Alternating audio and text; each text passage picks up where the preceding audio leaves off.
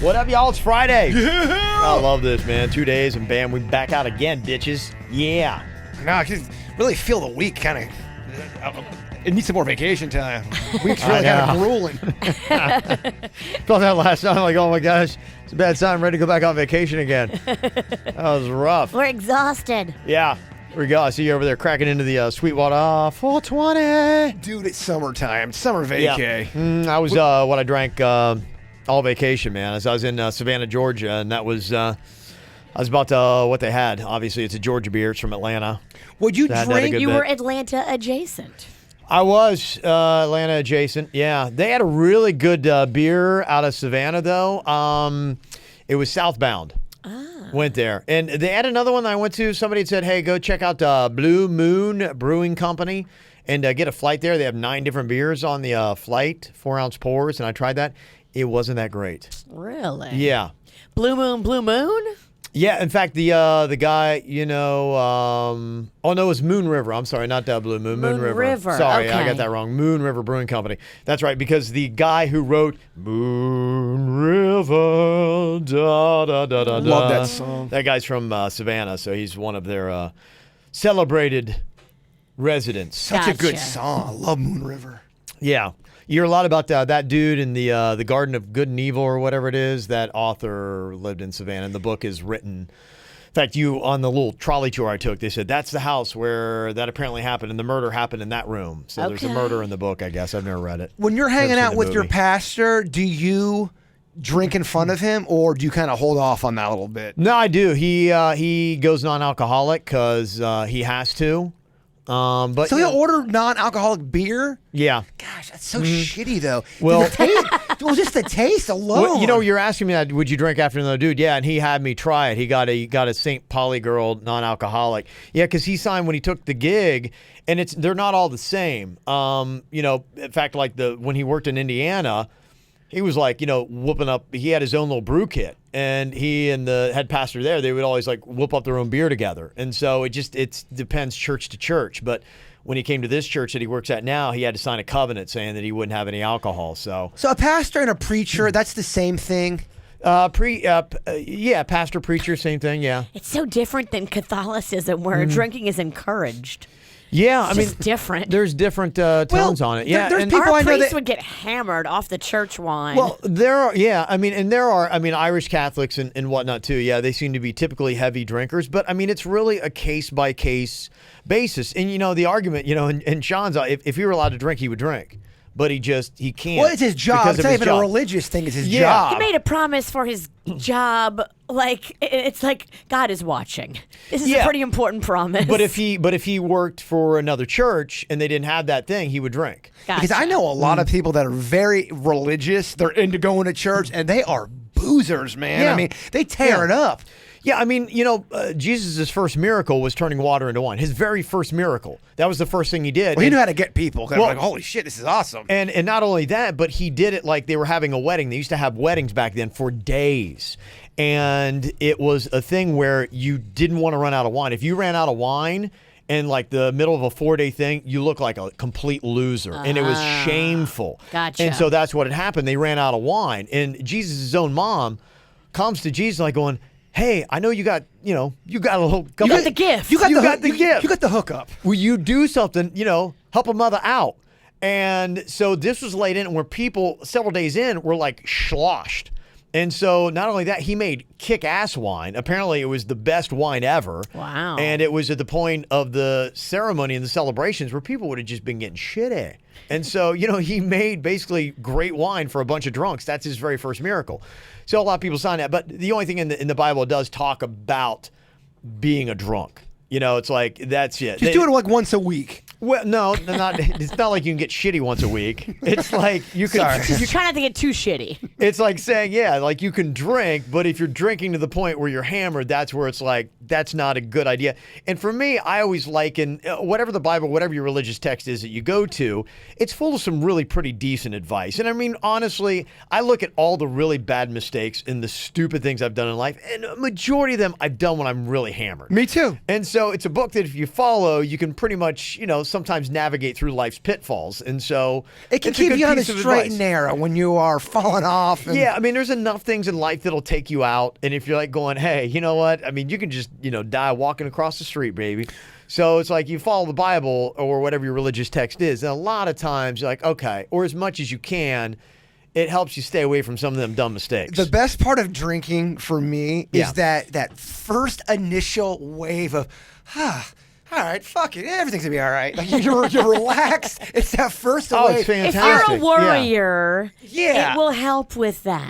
But I think that's anybody though. I think anyone once you physically feel it, you feel like you're just It does. stoned. It's a relaxing feeling. Well, my the Mexican queen, she's been having a lot of migraines here lately, and she has a glass of wine, and it just, whatever it is with the blood flow or how it, thins out your blood a little bit, it just helps take away her headache. It makes a lot of people feel better. People are getting Botox in their head now, and it's making the migraines go away. That might be something. Yeah, she's trying a lot of different things. So I'm always trying to promote Botox. Oh, She because is. people aren't happy with their scalps now, Kev. People want Right. Botox in their scalp because their scalps are so This is actually for pain. paralyzes the nerves, right? And the Right. nerves are usually what's tight up there, causing the migraine. So it makes them go, It relaxes them, kind of like the same thing a wine would do. It relaxes the muscles up And there. the awesome side effect, no wrinkles in your forehead. Well, I mean, that Botox stuff definitely, there's something in that stuff that's working. Because when we did that experiment where we did one armpit Botox and the other armpit no Botox, I mean, it shut sweat down like that.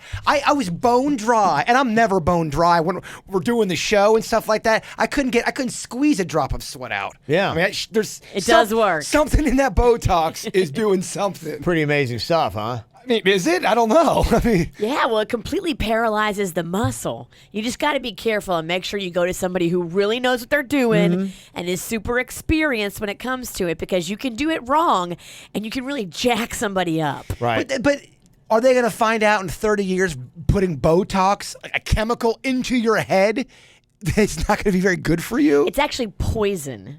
Yeah. Yeah, it done. Was it like botulism or something like that? What is this Yeah, stuff? So, yeah. so you're always on my ass about eating fucking frozen pizza. Yeah. And over here, we've Yeah, I got know. Mrs. Botox. She's I don't injecting have cancer in I her don't head. have any Botox in me. But I'm saying Now. you have had it. I had it done like 4 years ago. This was the last time I did it because I'm afraid of it for those very reasons. Are you you're not going to do it bringing up. anymore? I want to do it. Like, part of me wants to do it, but then the other part of me doesn't want to do it. I didn't want to do it when I was anywhere close to, conceiving baby Rocco or having baby Rocco. So that's why I stopped.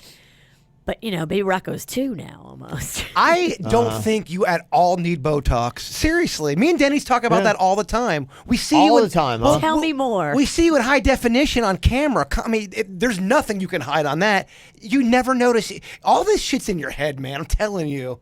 You're like, what do you need Botox for? Tell me again how pretty I am Well, naturally. I never said pretty. I never said that. Hear what you want, honey. Tell me what you and Denny's talk about. We think you're aging All- good. all we think the you're time. We think you're aging good. All the time That's they sit around and sweet. discuss that kind We're of a bunch stuff. of fucking sweethearts. Yeah. Let me see here. Got some emails to jump on today. Got a lot of comments about the story about actors with sight playing blind characters. That fire people up? You got that going on with Baldwin right now. Yeah, there's a disabilities group that is upset because Alec Baldwin is playing a blind character in a movie coming out next Friday. They're like, you should have a blind actor playing a blind Yeah. character. And just so everyone knows, it's not just a blind thing. That's just a specific thing. I mean, I've seen people get mad about people who are not deaf playing deaf characters, people in wheelchairs who are not in wheelchairs playing those characters. It's kind of been the latest thing, saying, it's just as insulting. Like you wouldn't today, you wouldn't want to have a white person playing the role of somebody who, like, imagine if you did a Martin Luther King Jr. biopic and you had a white actor playing it. like Right. Baldwin's playing that. Yeah. People be like, Baldwin. what? Like you wouldn't have that. And people were saying, it's just as offensive to But- have an actor with sight playing a blind character. Here's the thing, though, about movies. They're sometimes supposed to be offensive. It's supposed to get all kinds of emotions. When people get pissed off about stuff, that still equals money. And at the end of the day, that's what it's about. Yeah. It's cold and it's cruel, Well, but it's the reality. this kind of reaction can go one of two different ways. Either one it can drum up a lot more publicity for your movie and people might go see it. It depends upon how people feel. But then you saw like what happened with The Dog's Purpose, and there was a lot of publicity around that, and it seemed like that kind of added negative publicity hurt that movie. Yeah, it did. It hurt it. Not drastically, but it did take a nice chunk out of it. Yeah. So, that seems to be, the big question. And then you got things like Forrest Gump, which, was played by Tom Hanks. And he had the braces on played his a guy legs. that's a little bit mentally challenged. Yeah, by the way, that was also, a lot of that was filmed in Savannah. I got to see where he sat on the park bench. And then remember when he's running with the braces? Yeah. I drove down that road. Look at you. Yeah. That's why Are you road dropping? Yeah, well, I'm just telling you, Savannah's a good town. If you're looking for a good place to go within a day's drive. You've always had a connection to Gump. You love you some Forrest Gump. Yeah, and I guess I ought to go back and watch. It's just the sad parts of it. There's a lot. It's a real up and down kind of movie. Sometimes I can't take the sadness. They're so mean to Gump. But again, I know, that's tough. You know what Gump does? He says, "Fuck the world, fuck you." I've got some disabilities, and I'm still nailing it. I'm doing it better than anybody. You're jealous of Gump because the thing that's amazing about him is he's unaware to things that don't matter. People that are hating on him, he doesn't matter. And my dad always points out the scene with he and Bubba, where somebody's trying to be a smart ass, like going, "Are you guys brothers?" And they look at each other going, "No, sir, we're not kin." But yeah, your Gump is good. He's got a good Gump. But he saw it, and the thing was he was just like, "No, we're not." But he didn't see color. He wasn't aware. Very childlike. Of all the, "I'm sorry I ruined your Black Panther party," and I mean stuff like that. He wasn't a lot of those things that we get so caught up with. I think that's why a lot of people love Forrest Gump because if Gump's got it figured out. It didn't matter to him. You're right, going right. He seems like he's got the focus on what mattered to him was Jenny. That was it. It was that one relationship, and it was love, and that's what mattered to him. And that's a great thing to take away from that. So Alex wrote an email here, and he said the topic about actors with sight playing blind characters. Society today is so full of snowflake pussies. Why is it that people with sight are being offended by this? Is the blind community in an uproar over this? Was the deaf community upset over the movie Babel? An actress with fully functional hearing plays a deaf character. What about the amputee community? Were they butthurt about Lieutenant Dan and Forrest Gump? What about people battling cancer? Was The Fault in Our Stars a huge stab at them because the actors were healthy? Grow the fuck up, America. That is a lot of people's opinions on this matter. It's from what we've heard, from the responses we got. Yeah, it is the majority. And what I would say to anybody who is upset about that is you're right. We were talking about Alec Baldwin will bring people to the theaters to hopefully learn more about the perspective of what it's like to be blind. If you had an unknown blind character doing it, then it could lose money. No one's going to want to make any more blind movies because of the backlash you'll get unless you put a blind movie star in there. And there's just not a lot that we have to choose from today. And wouldn't you rather have the message out there and have people learn from it and get a better perspective? I mean, honestly, I think that's really the biggest thing, that America needs. We just need awareness. So often people come at you and it's like you're an asshole if you're unaware. Well, it's like, how the fuck am I supposed to know? Yeah, I mean, you can't get mad at people who genuinely are good people that don't know about certain things. That pisses me off so much. Well, because people not everyone's going to learn everything. Well, and it's like, teach me, but don't fucking feel like you got to give me a lesson, and don't make me feel like I'm an asshole or a bad human. I don't know. I just don't know. There's a lot of that. There's a lot of, you're a bad human. You are damaged for life because you did not know or do, or you said, or right. you're damaged goods after you make a mistake. And my question is, where the fuck did compassion go? Right. When people do fuck up, because I'm a person that fucks up a lot. And if I didn't have people in my life to be compassionate and forgive me and have that tender, type of trait, then my existence would really suck. It would make me very depressed. You got to have that little bit of that. We just don't have, you're right, that level where it's like of any kind of forgiveness where, hey, you know what? I know the intent was not bad. Let's look at people's intent. Yeah, if the intent is not bad, then why are you coming down on somebody? And I'm not talking about people who are deliberately being malicious to people. I'm talking about what you're just saying. People who just don't know shit. Mm-hmm. That mean well, but maybe just spoke out of turn or didn't understand something, and then you jump jump all over them because they don't know? I'm ignorant on so many subject matters on this planet, and I'm not just talking about stuff we're talking on so many things. And Yeah. you just let me know. I just wish, one thing I try to do, I wish everybody would try to do this. If there is an opinion that you disagree with, try to first of all fully and completely understand the point of that opinion you don't agree with. Understand where they're coming from, and then say, do I still disagree with them so wholeheartedly? Because I think too often people disagree with an opinion they don't understand. And I'm guilty of that as well, and I'm trying to get better with that. I mean, I think it's all about trying to get better than you were the day before. Mm-hmm. You know, we had in here just a little bit ago, James Davis with Hood Adjacent on Comedy Central. And his first 2 episodes, he was telling us off the mic that, the next couple ones aren't going to be so race related. He's going to go into like different things. And I kind of wanted that because the first 2 were very about the black experience. And there are some parts, as a white guy watching it where you almost felt like, okay, is he coming to me? Am I being convicted? It's like, I don't know. But I did find them to be very educational. And, the one thing he came at that was dropping some great knowledge was about the Star Spangled Banner, which I wasn't aware. And it gives you a great little bit of perspective and some insight possibly to Colin Kaepernick, like saying, hey, the guy that wrote it was racist. Yeah, I had never known that about the Star Spangled Banner until all of that stuff with Colin Kaepernick started to happen. Right. People started putting that on social media, but I'll openly admit I'd never known or heard of that before. And it's good to understand, to say, hey, look, okay, somebody that's so opposed to it, I start to understand why. From your perspective, you're like going, I'm standing for a song that was written by a racist, and the country still embraces it as their national anthem.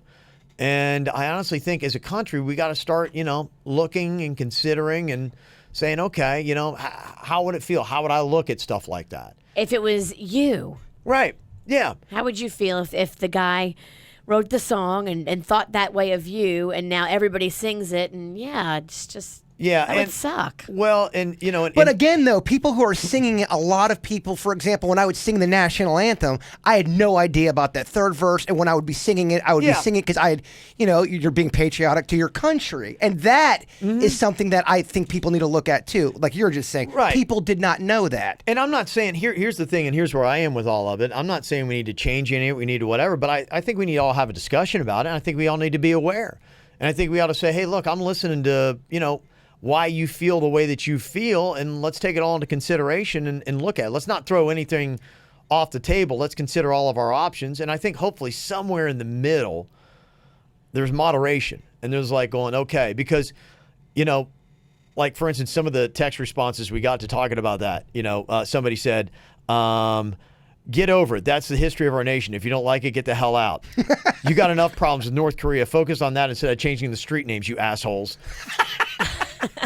Oh, I knew we were going to get a bunch of those. Yeah, and that was only one. And by the way, that's from somebody that just always is texting us hate. Is that the guy that hates me? Yeah, it's the guy that hates you. I hope that motherfucker's listening right now because I try to get him on the show, but the pussy-ass bitch will never come on. He runs and he hides behind a text message. Come on here. Always says he's going to stop listening, but he's always still there. Bullshit. That's the first sign of someone that's never going to stop listening. That bitch will never stop listening. Yeah.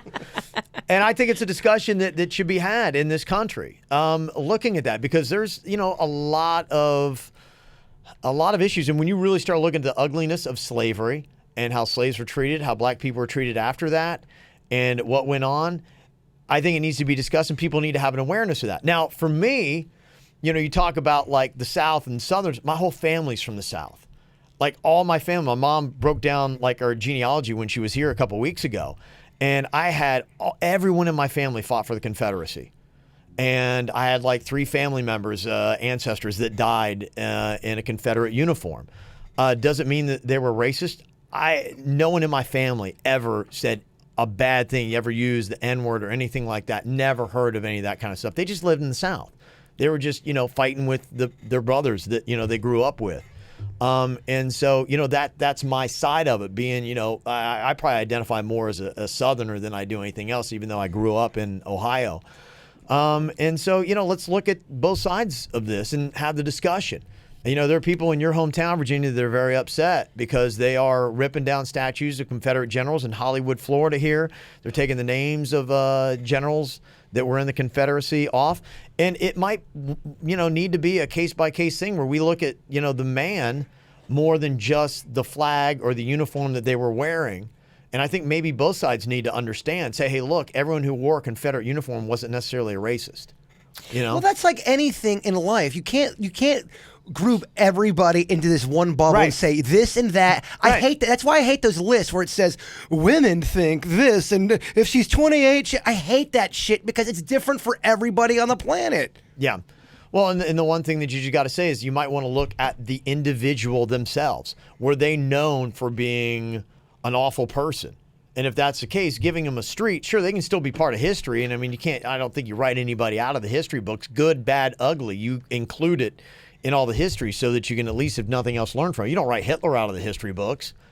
You know, probably one of the most unsavory people ever. You learn from it, would be my take on it. But have the discussion.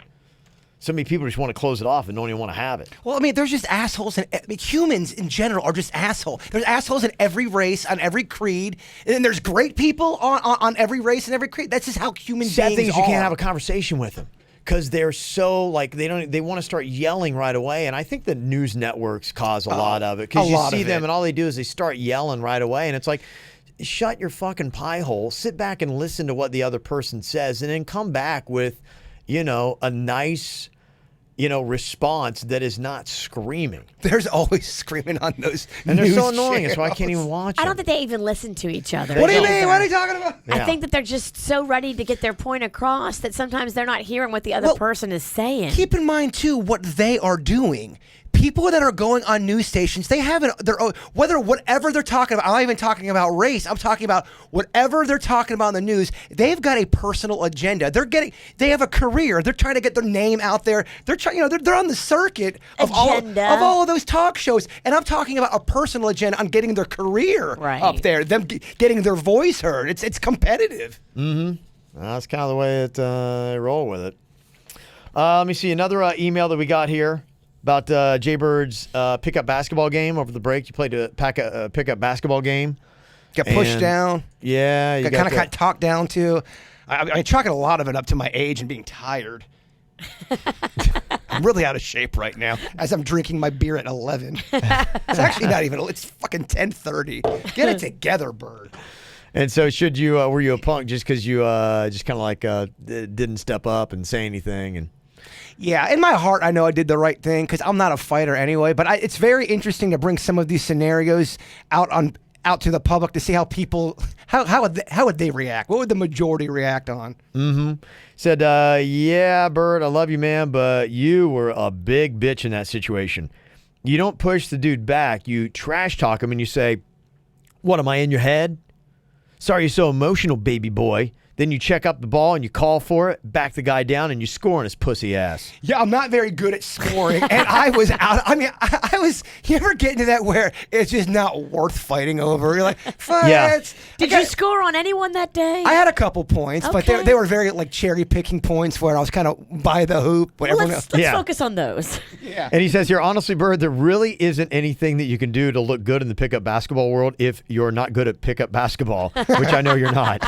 Who is this son of a bitch? As soon as people realize, maybe you need to put down basketball. I'm just trying to do some. All right, you're right. I will try to exercise. As soon as people realize you're a scrub, which is instantly you have zero respect. The only way to leave a pickup game feeling good is to actually be good at basketball. It's one of those things where the people who are good can recognize other people with skill immediately, and everybody else is immediately a bitch. I don't care if you're 7 foot tall. If you can't play, my boys and I would be targeting you all game. Love you guys. J Money from the Fort. J Money, bring your boys. I'll bring my boys, and I will. J Money is right though. We will lose. You need to play pickup basketball games with only people you know. I thought that's what I was getting into. The guy that I went with usually has people that plays with. He had to jet out there. The guy early. you left with is a bitch ass because he left and he left you by yourself. But what am I gonna do? I'm gonna get up and now I'm gonna fight some guy. Like I'm gonna punch a guy. What am I doing with my? You know what I mean?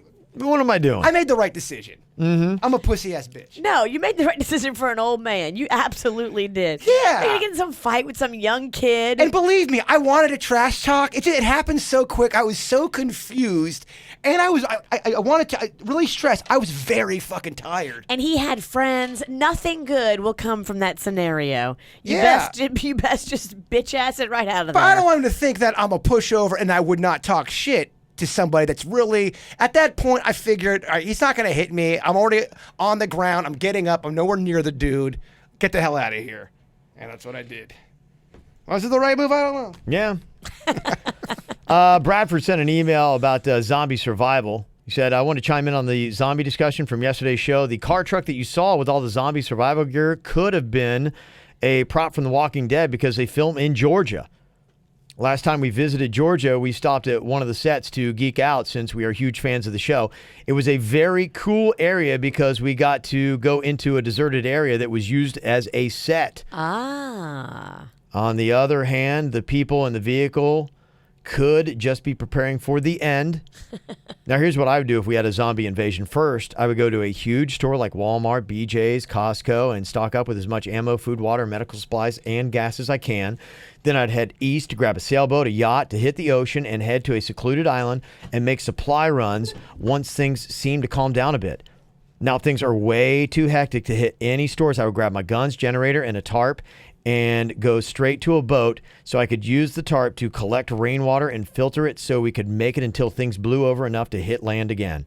Since this is the first time I thought of it, maybe I could come up with something a little more solid. Ha ha ha. Great topic, by the way. Love you guys. Dustin out. Great plan.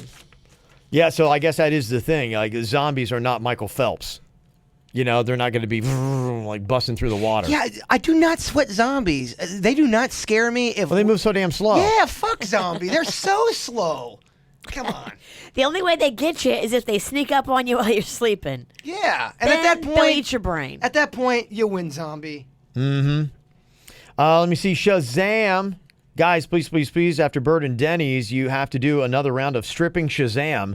I think the rule should be that you have to stand up for the duration of the round, though. And please tell Suits to keep the camera focused on the stripper. Also, you could do team stripping where the strategy could be one person has to get the title and the other member of the team has to get the artist. In this round, maybe each member of the team gets to decide which article of clothing the other has to take off. I know V is the only girl, but there's got to be a way that she can team up. Another idea is to do a bonus song where if the player beats Shazam, they got to put back on a piece of clothing, but if not, they have to take 2 pieces off. I think the bonus song could be invoked at any time during the game and should be the hardest song, quickest Shazam. It's a lot of rules. But here's the thing, though, what I don't want to turn down. That's a lot of passion and a lot of thought put in that. And I think there's a lot of good ideas in there. I like mixing it up. I commend that email. Last idea is to have a Jeopardy-like board where each square is covered by a Post-it. After the player loses a song to Shazam, they must pick a square, and underneath the Post-it of the square is an article of clothing. This could make it really exciting as the player might have all his or her clothes on but picks underwear. So now we know if they lose their pants, they have nothing underneath. Okay, now it's getting a little fucking ridiculous. All right, let's edit it down. Yeah. There you go. A couple of suggestions there. I love it, though. I think it's great. Mm-hmm. Here's a challenge for Jaybird's Daring Summer. Said if you want to hang glide, there is Wallaby Ranch in Haines City, New Orlando. A very cool place. Apparently they do the hang gliding. We taking it up to Haines? Bringing the Haines? Haines. Why not? City. I mean, I'd do that. If you want to hang glide as one of your challenges, I think that's pretty scary. I mean, I don't want to do anything in the air. And I'm not thinking about it. I mean, I'm really dreading the fact that if someone really does get a window washer, that's going to fucking suck for me. But I will do it. And hang gliding would be something I would not want to do, but I would do it. It'd be fun. It'd be fun. For the show, not for me personally. Okay, all right. And this about the drum circles, which is going to be going on this weekend for the full moon. Yes, Sunday? Sunday's the full moon. But is that when the drum circle is? That's what I was told. Yeah, you've got a couple different events. You've got on Saturday, they're doing the full moon drum circle at the Lake Worth Pier on Saturday, and they're also doing the full moon paddle at Peanut Island on Saturday. See, because on Sunday, I'm doing the full moon drunk circle, if you guys want to come over. Mm-hmm. So wait, what are they doing on Sunday? Anything? I don't know. I didn't see anything for Sunday. You got some Bad information, Mooney. I guess they're doing it one night early. You want me to run this thing? What kind of, I'll run the drum session. Well, this kind of messes everything up because Saturday Panda has to work late. Saturday? Yeah, they gave Panda like a new shift on Saturday now. He has to work Saturday night, so I can't really do much of anything Saturday. What if I research this, get some people together, and we do it at your place on Sunday on the golf course? Ooh, that'd be Howling at that fun. moon, just kind of fucking taking it all in. I love it. About 50% that's going to happen. Says here, Jason sent an email, said, I just want to say that I love you guys. Saw you at Blue Martini a few weeks ago. It's so nice. You're all so close. Yesterday on the podcast, Virginia was talking about the drum circle and the full moon. Is that by the Lake Worth Pier? I live in Stewart, and I drove down for that a few months ago. And when I got there was no drum circle at all. It was on a Friday, and they did have live music and a bonfire on the beach, but nothing like that. Also in Stewart, there is a great place called Terra Firmata, which has a great drum circle and an open mic from 6 to 10 on Mondays, and it's free to the public, which is an outside bar. Maybe you can check it out if you're ever in town. Because the drum circle is supposed to be like a spiritual thing. Yeah, I thought it was supposed to be something more like people sitting around in a circle and like mystical, magical things. Chanting. Looking at the moon. I don't know. Saw that coming. Oh, man. Dennis! Saw that coming. Paper Oh, my towel. God. I mean, it's on everything. Everything. Oh. Yeah. Sir Spills a lot strikes again. Oh, that's a good one. I Yeah. like that one. Oh, boy, it got on all the other... Oh, it got on Kevin's papers? I know, he does not wow, like it went that. all the way from over to where he is over to here. Wow, look at that. That is... That was a little intense. That was very impressive. How about that, huh? She brought those from home. How did that happen? Well, You had your arms, and I saw it. Your hands started going, and I'm like, he's getting really wha-boom, and just swung it right got all out. moon excited. I did. I got really excited. And just whoom. It's like a drum circle. It's so much fun. There you go. If we could get that, I hope Suits had that. I don't know. It's so Oh, yeah, fun no, I'm to- watching it right now. I'm a little bit behind here on KVJ TV. It's all there. It's all there. Yeah, we'll have them put that up on our Facebook page a little bit later. Let's get a slow-mo of that. I'm not even buzzed. That was a pretty good one. Your whole beer exploded everywhere. That's what happened to me on that one date I went on to a long time ago. I was on a date with this girl, and she went to the bathroom, and the waiter had just brought my drink, and I'm talking to him, and I had a really strong buzz. And me and this girl had not seen each other for a couple of years, and we met each other very accidental at a baseball game. So I was really excited, and I'm telling him the story. As I'm telling him the story, I fucking karate chop my vodka orange juice right in half. I didn't cut my hand, but I did. I karate chopped the glass in half. Hamburger It's amazing, hand. yeah. And then I go, It's not about the size of the hands. It's about the power of the damage. and then I was, I had a pretty strong buzz. Please don't tell her I did that. Please just say you dropped it. Don't tell her I did that. Oh, you put it on the waiter? Did he tell on you? No, he wanted a good tip. Yeah, he's like, Okay. oh, I dropped the drink. I'm sorry. I get it. All You right. were all looking after a good tip. Yeah. All right, well, you can come and see us tomorrow. Virginia and I are both going to be out. Virginia is going to be at the Calypso Bay Water Park on Lamstein Lane in Royal Palm. Lamstein. It is southern, just a little bit west of 441. Look for Lamstein. It's behind the Costco. You pull back that way and you'll get to it. Lambs. All the lambs on Lamstein Lane. And I'm going to be at the Coconut Cove Water Park. It's in West Boca, 10 a.m. until noon tomorrow. We're going to be at both those. They've got all kinds of water slides and all kinds of good stuff. Are out you there. bringing the whole fam, or is it just you? Yeah, I think the plan, as far as I understand it, I'm going to be bringing the whole family, and then we're going to head down to the MLB Fan Fest at the Miami Beach Convention Center Nice. after that. So, I'm bringing the fam, too. I'm not going to the baseball thing after, though. not going to do it? No. Oh, dang, Virginia. I think I'm going to go to the beauty salon. Okay. Different weekends you and I have. Yeah, the Coconut Cove Water Park, it is just west of 441 on Glades Okay. Road. So if you're looking out there, it looks like it's kind of heading out to Boca West High and all that kind of stuff. West Boca High. Also, you got Denny's going to be at the Publix on Legacy Avenue on Palm Beach Gardens tomorrow from noon to 2. Ooh, look at Denny's. Yeah. The Legacy PGA? The Legacy Avenue, yeah. PGA Publix, that's a great one. They have an Olive Bar there, Virginia. At least I used to. I used to go to. Love it. The weakest bullshit out there. The Olive Bar. Ugh, that Loved is it. so. Talk about some bullshit. Yep. See Denny's, get some olives. Now, you don't mean the Publix Greenwise in Legacy Place. I don't know. Is it the same one? What's Legacy Avenue in Palm I Beach think that's Gardens? Legacy Yeah, Place. that's Legacy Place. I love that Publix. So that's the Publix Greenwise. That's a and great It Publix. is a great Publix. They make It is, yeah. they make a great grilled cheese. They also do pizza there. They do Yeah. all kinds Hot of bar's amazing. hot bars. Yeah. And he's there starting at noon? Noon to 2 tomorrow. I'm gonna Yeah. go visit him. Yeah. Go check him out. Big gig. Yeah, and have a big old weekend. We'll talk to you later. Goodbye. Cleveland Clinic, Florida provides individualized treatment plans for excellent outcomes of health problems, ranging from the most common to the most complex, even in cases considered untreatable by others. Cleveland Clinic, Florida. Every life deserves world-class care.